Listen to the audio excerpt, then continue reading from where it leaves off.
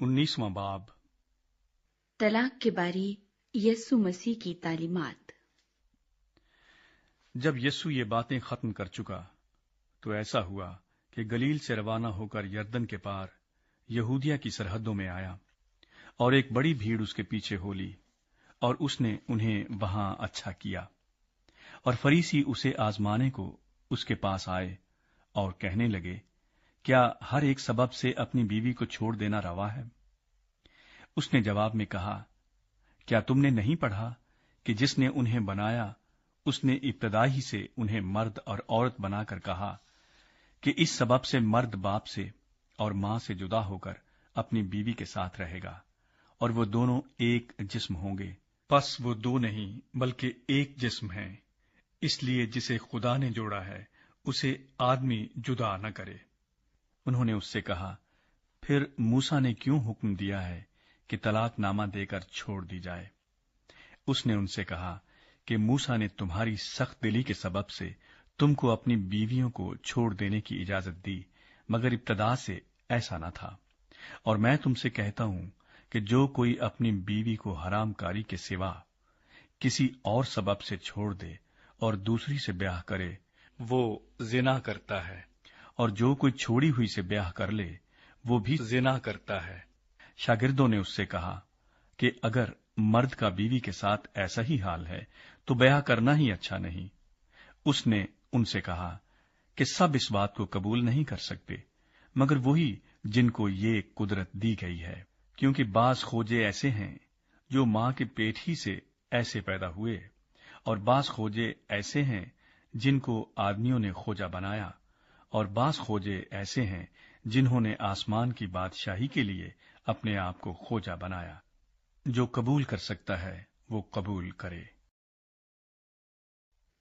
यीशु मसीह छोटे बच्चों को बरकत देता है। उस वक्त लोग बच्चों को उसके पास लाए ताकि वो उन पर हाथ रखे और दुआ दे, मगर शागिर्दों ने उन्हें झिड़का। लेकिन यीशु ने कहा, बच्चों को मेरे पास आने दो और उन्हें मना न करो, क्योंकि आसमान की बादशाही ऐसों ही की है। और वो उन पर हाथ रखकर वहां से चला गया। नौजवान अमीर आदमी। और देखो, एक शख्स ने पास आकर उससे कहा, आए उस्ताद, मैं कौन सी नेकी करूं ताकि हमेशा की जिंदगी पाऊं? उसने उससे कहा कि तू मुझसे नेकी की बाबत क्यों पूछता है? नेक तो एक ही है, लेकिन अगर तू जिंदगी में दाखिल होना चाहता है तो हुक्मों पर अमल कर। उसने उससे कहा, कौन से हुक्मों पर?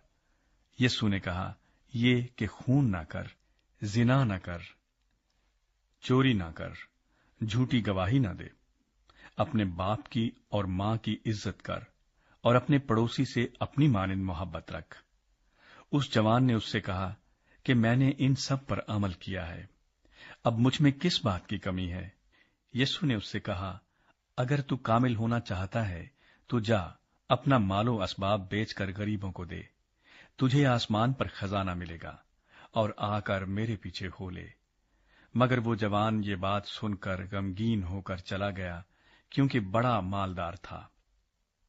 और यीशु ने अपने शागिर्दों से कहा, मैं तुमसे सच कहता हूं कि दौलतमंद का आसमान की बादशाही में दाखिल होना मुश्किल है। और फिर तुमसे कहता हूं कि ऊंट का सुई के नाके में से निकल जाना इससे आसान है कि दौलतमंद खुदा की बादशाही में दाखिल हो। शागिर्द ये सुनकर बहुत ही हैरान हुए और कहने लगे कि फिर कौन नजात पा सकता है? यीशु ने उनकी तरफ देखकर कहा कि ये आदमियों से तो नहीं हो सकता, लेकिन खुदा से सब कुछ हो सकता है। इस पर पतरस ने जवाब में उससे कहा, देख, हम तो सब कुछ छोड़कर तेरे पीछे हो लिए हैं, बस हमको क्या मिलेगा? यीशु ने उनसे कहा, मैं तुमसे सच कहता हूं कि जब इब्ने आदम नई पैदाइश में अपने जलाल के तख्त पर बैठेगा, तो तुम भी जो मेरे पीछे हो लिए हो 12 तख्तों पर बैठकर इसराइल के 12 कबीलों का इंसाफ करोगे। और जिस किसी ने घरों या भाइयों या बहनों या बाप या मां या बच्चों या खेतों को मेरे नाम की खातिर छोड़ दिया है, उसको 100 गुना मिलेगा और हमेशा की जिंदगी का वारिस होगा। लेकिन बहुत से अव्वल आखिर हो जाएंगे और आखिर अव्वल।